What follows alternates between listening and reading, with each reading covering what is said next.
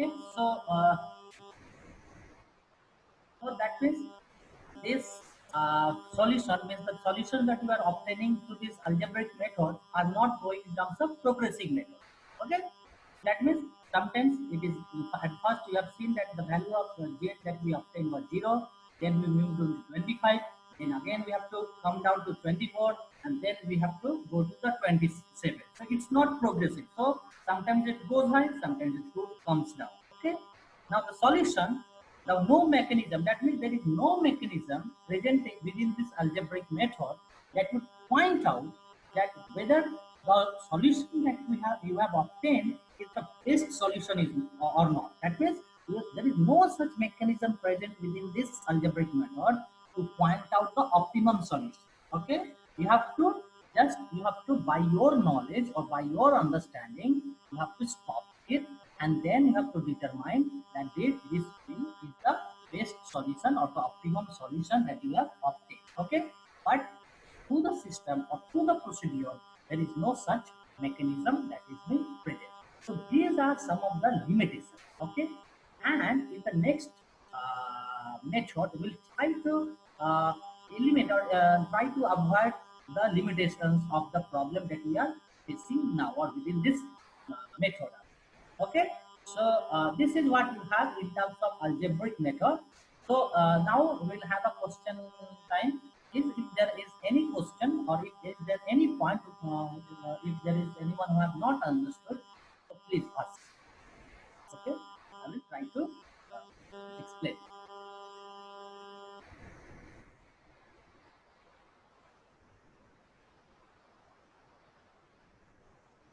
हाँ सर पूरा जी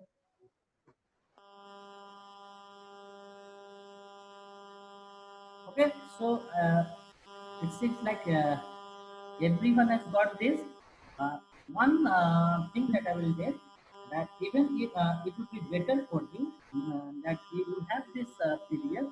So if it be better for you to jot down this or just practice it on your copy, or you take any of the equation of this type, okay, and try to solve it using the algebraic method. Okay, and from that you okay will sir be able to find out whether you are getting the solution or not. If there is any problem, you could call me.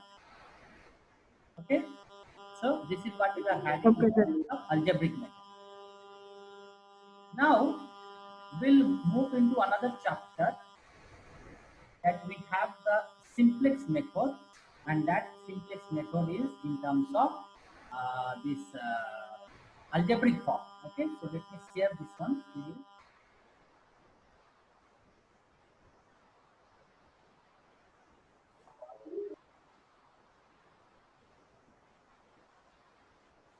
So I think everyone is getting this one, simplex method in terms of algebraic form.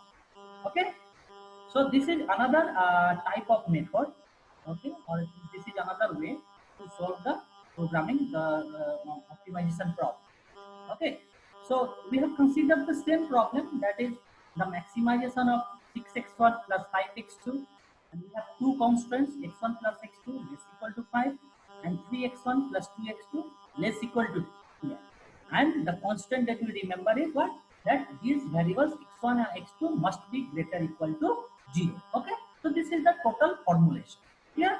Now, so after this formulation, what we have to do, in order to go through the algebraic form, first we need to convert these inequalities, less equal to inequalities, to an equalities. Okay, now how can we transfer this?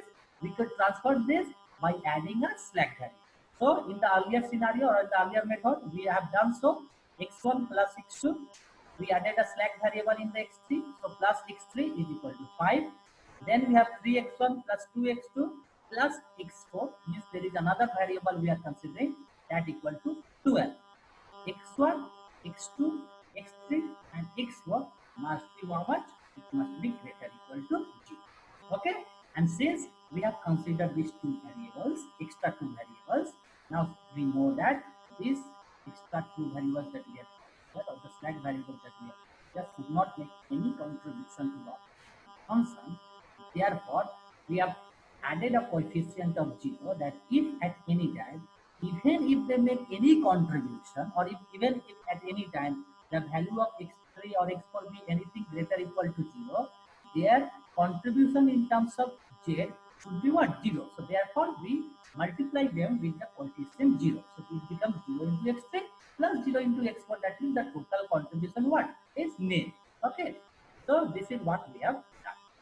Now, in terms of simplex method using the algebraic form, what we have to do is that just in terms of the previous method, means the algebraic method, we started the equation by putting the x1 and x2 equal to, okay, because we cannot, because we have only two equations, and how many variables we are having? We are having four variables, so it will not be possible to solve the problem. So what we have done, we have again considered the two of the variables. We have made two of the variables as a non-basic variables by putting it as 0. So what we have done over here, we have put x1 and x2 as 0. Okay, now which variables we have started with? We have started with those variables by putting it 0, which are featuring into the maximization or the objective. We have made those variables as 0, and from after putting it 0, you simplifying these two inequalities. So this here it becomes what? So this becomes x1, x. So from here, what we are solving, we are obtaining the x3 because we have obtained the value in terms of x3 and x4. So what is x3? So from this, we are obtaining x3 is equal to 5 minus. This is coming this side. So 5 minus that x1 minus of, okay. So this becomes 5 minus 1 minus x. Okay, so you could see over from the second equation, you could see that there is an x4. So x4 equal to come with 12 minus 3x1 plus 2x. Okay. Now what would be the value of z? The value of z will remain as same. Z equal to 6x1 plus. Okay. Now see this. Now we could see that now if I put the value of, if I substitute the value of x1 and x2 in terms of into z, what would be the value of z? The value of z. Much. Okay. Clear? Now here we need, what is our objective function? Our objective function is increase the value of z, or we have to make the function value of z, or we have to increase the value of z so that it becomes the maximum. That means what? Now the value of z is how much? 0. So you need to ask the question, is there any way, okay, that we could increase the value of z? Now, see, we could increase the value of j, okay, by if we increase the value of x1 and x2. So now what is the value of x1? X1 is 0 and x2 is 0. Okay, so if you increase any of these or both these x1 and x2, what will happen? It will automatically increase the value of j, but will not consider it parallelly. What we'll do, we'll consider one by one. So what we could see is, since both these x1 and x2 are positive coefficients or positive variables over here in terms of j, we could increase, if I increase the value of x1 by 1, okay, if I increase the value of x1 by 1, it will increase the value of z by 6 units. Okay, if I increase the value of x1 by 1, it will add a contribution of 6 to the value of j. Okay, now if I add or if I increase the value of x2 by 1, that means earlier it was x2 was 0, now it becoming 1. So who will increase? So what will have? It will have, you increase 5 into 1 means 5. That means it will increase 5 unit of j. Okay, that means if I increase the value of x1 by 1, it will add a contribution of 6 unit to the j. But if I add a, increment the value of x2 as 1, means if I increase x2 as 1, okay, it would add a contribution to the 1. Now, sorry, 5. But what is my ultimate objective? My ultimate objective is to maximize the value of j. Now, how to set plan? Out of this x1 and x2, whom I will choose? I will choose x2. Why I will choose x1? Because this x1, because if I increase x1 by 1 unit, it is adding highest coefficient. That means adding 6 units out of x1 and x2. Okay, that means who is adding more value to the z? 6 x1 is adding. So therefore, I will choose x1 as increasing it. Now, when I choose x1 as increasing it, okay, will now move this means will take x1 as increasing value, and whatever the value of x2 was there earlier, will make it as a 0. And out of this, out of x3 and x4, okay, we'll consider one of them to be 0. Okay, now from here, from the iteration number 1, you could find that that if I make, now since I have to increase the value, now from the equation 1, you could find that from x4, now since here x4 is going to the 0 part, okay, I have considered x4 to be going to the 0 part. So therefore, I will now use this equation, this x4 equation x4 equal to this one, to substitute with the value of x, not to substitute, to replicate this value with the x1. Okay, so what will happen? Having over here, now see, earlier it was x4 equal to 12 minus 3x1 minus 2x2. Now it will be represented as, we'll make 3x1 over here and x4 over here. So it will be 3x1 equal to 12 minus 2x2 minus of x. So within this, we are making as 3x1. Now out of this, we are equaling x1 equal to, by dividing all those by 3. So this becomes 4 minus 2 by 3x2 minus of 1 by 3 of x. Okay. Okay. So this is what we have obtained the equation in terms of x1. Now, so this is clear. Now what we are doing? Now we are doing that this is complete. Now from this, okay, what we have to do here is x3 is equal to 5 minus x1 minus x2. So 5 minus x1. Now since we have already obtained the value of x1 is equal to over here, so what we will do? We will replace the value of x1 in the equation x3. So this becomes 5 minus, instead of x1 will replace with this. Okay. After relation, and x3 is already there, so it is x. Out after solving it, okay, after solving it, you are getting x3 is equal to 1 minus 1 by 3 x2 plus 1 by 3 x. Okay. Similarly, we'll replace the value of x1 in terms of, okay, we'll replace the value of this value of z, because z considers what, 6x1 plus 5x2. So in terms of z will be replacing the value of x1 with the given value, or the given value over here. But after replacing with, we are getting at z equal to 24 plus 2 minus 2. Okay. Now, if you just substitute this value, okay, if you substitute this value over here, okay, what is becoming? This becoming 24. X2 value is how much? 0. So this becoming 0, and this is x4 is 0. So this becomes 0. So what is the next value of z is? In the first iteration, we had the value of z equal to how much? 0, and now it is having the. Again, you have to ask the same question, whether again is there any possibility to increase the value of z. Okay, now see over. Now you could increase the value of j by what? Either increasing x2 or by decreasing x. Why? Because in terms of x2, you are having a positive coefficient, so the value of z will only be increased if I add the positive value to x2. But in terms of x4, since it's related to a negative coefficient, so if I just make x4, means now x4 is how much? If I make x4 equal to 1, okay, if I increase the value of x4 by 1, so it will 1. So 1 was it? Minus 2 into 1 means minus 2. So what will happen? It will decrement the value of z instead of increasing the value of z. Okay. So therefore, I cannot increase the value of x. However, I could decrease the value of x4 to minus 1. Now, when I make a decrement of x4 equal to minus 1, this minus 2 into minus of 1 over here becomes what? Positive 2. That means it will increment the value of z. But the problem is that we cannot decrement the value of x4 to the negative side. Why? Because we have a constraint which says that the value of x1, x2, x3 and x4 must be greater equal to. So if I make this x4 as a non as a negative value, then it will violate the constant. So therefore, this is not.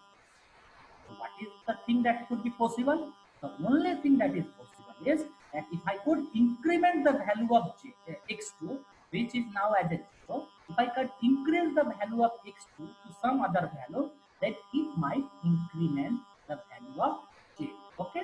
So in the next iteration, we'll consider to increment x2 and we'll try to avoid the other. Okay, so what we are doing over here, so in the your whom we are setting x2. Now when we are setting x2 as 0, what we'll do in terms of 3, we'll try to take x3 in terms of 0. Okay, we'll try to take x3 as 0 because two of the variables are already considering, we are considering at a 0. So we'll now take x2 to increment, we'll increment x2 and we make other of the variable x3 as 0. Now what we are doing, that whom we are making as a 0, we are making x3 as a 0. So what we have to do is, now see over here, from here since this x3 is becoming 0, so therefore this equation will now be represented, this equation now will be represented in terms of what, x. Okay, so from here if I put x3 over here again, so from here if I put x3, so this will come out. So this become x one side, this will be 1 by 3x2 equal to 1 plus this equation. Okay, this is how much? Yeah. If I put this one as 1 by 3x2 equal to 1 plus 1 by 3x4 minus of x3. So this will be 1 by 3x2 is equal to 1 minus x3 plus 1 by 3 of x. Now if you solve this, means it will just shift this 1 by 3 to this side. So it will be x2 equal to 3 minus 3x3 plus x. Okay, this is the equation.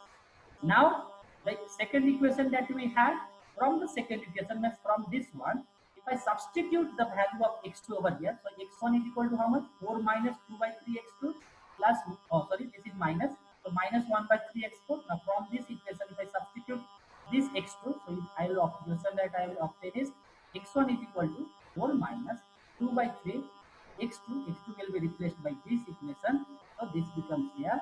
Okay, now if you solve this, if you solve this, x1 is becoming 2 plus 2x3 minus of x. Okay, so what we are seeing that if the equation that we are obtaining now is this. Okay, now in the earlier case, what was the value of z? Z was equal to 24 plus 2 minus of 2x. Okay, now what I will do, in the iteration number 2, we will replace the value of x2 in the equation j. So 24 plus 3x2 is 3 minus 3x3 plus x4 in the total bracket minus of 2x. So this becomes, if you solve this out, you will get 27 minus of 3x3 of x. Okay, now again now this is what. So if I just replace the value of x3 and x4 equal to 0, the value of z is becoming how much? 20. So again, we'll ask the same question as we have been asked in the other iteration, whether the value of z could be increased or not. Yes, we could increase the value of z. How we could increase the value of z? If I could decrement the value of x3. How? Why we are decrementing? Because this is being associated with the negative coefficient. Similarly, you could increase the value of z only if you decrement the value of x4, because x4 is already at a point 0. So if you increase it, it will become a negative, which it will lessen the value of z. So therefore, we have to decrement. Now see, decrement is not possible. Why? Because if either of these value becomes a negative, okay, either of these value becomes a negative, x3 or x4, okay, what will happen? You are violating the constant of x3, x4, x1 and x2 greater equal to 0. So this will become less equal to 0. That means you are violating the constant. That means you will not be able to. So is there anyone other than this x3 and x4 who will be increment the value of z? No, you cannot find any other algorithm or any other problem that would increase the value of z. That means This is the optimum solution that we obtain. Therefore, we'll consider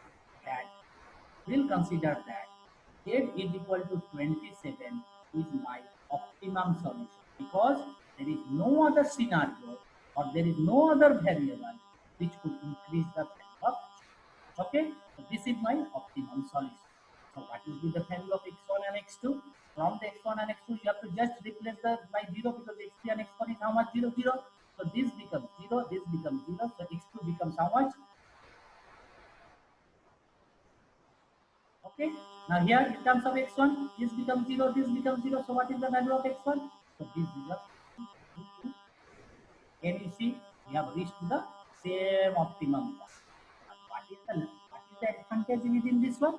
The advantage that we have obtained is that we could clearly see is what, that the solution that we have obtained over here is in terms of, see, the value of z was how much? The first iteration, the value of z was how much? In the second iteration, the value of z was 20.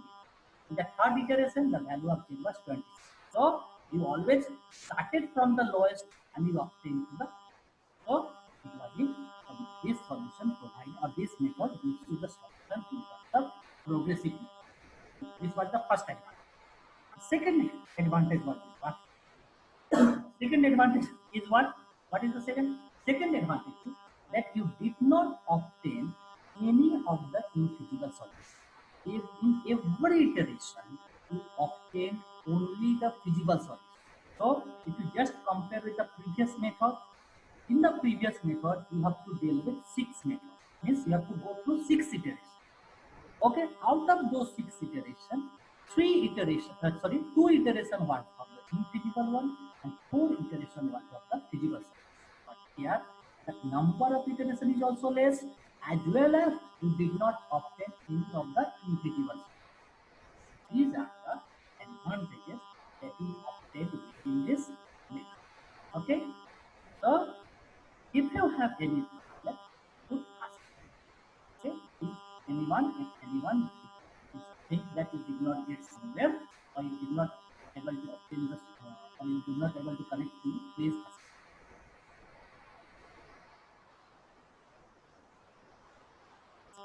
Any problem? It seems that so, there is no problem with this one. So there is another one, that is the this what we call as the tabulation method. This tabulation method will be done in the next class. So till then, you try to solve this, okay, using Okay, sir. method that I have defined. One is the Okay, sir. Sir আগের গ্রাফিক্যালের তো আপনি কোনো note দেননি দেননি yes. আপনি তো শুধু আজকে যেটা অ্যালজেব্রিক মেথড ওটারই নোটস আছে, আর তো আগের নোটস নেই কিছু। আগের নোটস মানে বুঝলাম না আমি। আগে যে চ্যাপ্টার গুলো করেছিলেন গ্রাফিক্যাল মোডের। আচ্ছা আচ্ছা, এই নোটস গুলো তোমার কাছে নাই তো? হ্যাঁ, আমাদের কারোর কাছে নেই। কাছে যদি আমি দেখছি, প্রবলেমটা হচ্ছে আমার কাছে যদি এই মোমেন্টে থাকে তাহলে তো দিয়ে দেবো, কিন্তু যদি ধরো অফিসে থাকে, রুমে থাকে, তাহলে কিন্তু দিতে পারবো না। হ্যাঁ, আমি দেখছি আমার কাছে যদি থাকে তাহলে আমি দিব। ও তবে আমার কাছে ইয়ে আছে। আচ্ছা ঠিক আছে, ইউ গেট দিস, আমার কাছে একটা পিপিটি আছে, ঠিক আছে, পিপিটিটা দেওয়া, আমি পিপিটিটা পাঠিয়ে দিচ্ছি তোমাদেরকে, ঠিক আছে। সো একটা জিনিস বলবো, যেহেতু অঙ্ক, ঠিক আছে, এবারে এই এক্সাক্ট অঙ্কটা তো কোনো জায়গায় তুমি পাবে না, ঠিক আছে, এবারে কম বেশি করে পাবে, ঠিক আছে। সবসময় মনে রাখবে একটু, ঠিক আছে, অনেক অন্তত বই বলেছি, চক্রবর্তী অ্যান্ড ঘোষ বা যে কোনো অ্যালজেব্রিক মেথড হোক বা নেট থেকেও করে নিতে পারো, সেটা যাই হোক, এরকম একটু অঙ্ক প্র্যাকটিস করে, ঠিক আছে। যদি কোনো কারো অসুবিধা হয় তুমি আমার একবার কল করবে, ঠিক আছে, বা বললে আরেকটা অন্য ক্লাস নেওয়া যাবে, ঠিক আছে। So till then, we stop by here, and okay, এরপর যদি তোমাদের আরেকটা হচ্ছে কি নেক্সট